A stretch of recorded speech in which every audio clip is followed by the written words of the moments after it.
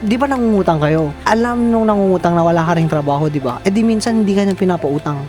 Opo, Anong feeling nun? San, masakit. saan kayo umutang?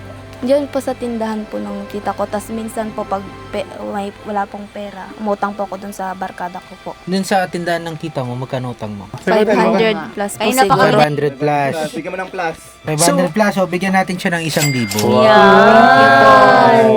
So, going back lang dun sa sitwasyon kapag kailangan na kailangan mo, tapos umutang ka, tapos hindi ka pinapautang. Iyak na lang po dyan sa kwarto. Umiiyak. Umiyak. Opo. Umiiyak ka? Anong sinasabi? Masakit sila magsalita pag hindi ka pinapautang di ba? Kahit na meron po, sinasabi nilang wala kasi siyempre alam po nilang walang trabaho. Ano yung pinaka grabing pinagdaanan niyo so far as nung nagkanak ka? Wala po, tas nanganak po ako dun sa pangalawa. Sinugod po ako nila mama, walang pera, walang kahit ano, tas kailangan po bumili ng dugo kasi CS po.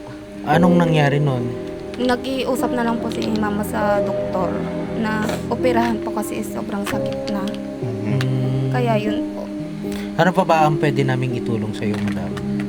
kung sa pagpagawa na lang po sa hiyero. Wala na. Kasi tumutulo tuwing...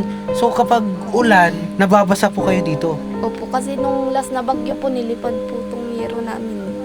Lumipad yung yero. Magkano ba ang yero ngayon? Hindi ko po alam si Papa. Buti hindi mo alam. Si Papa Mumbai, alam kasi sila po gumagawa ni Kuya.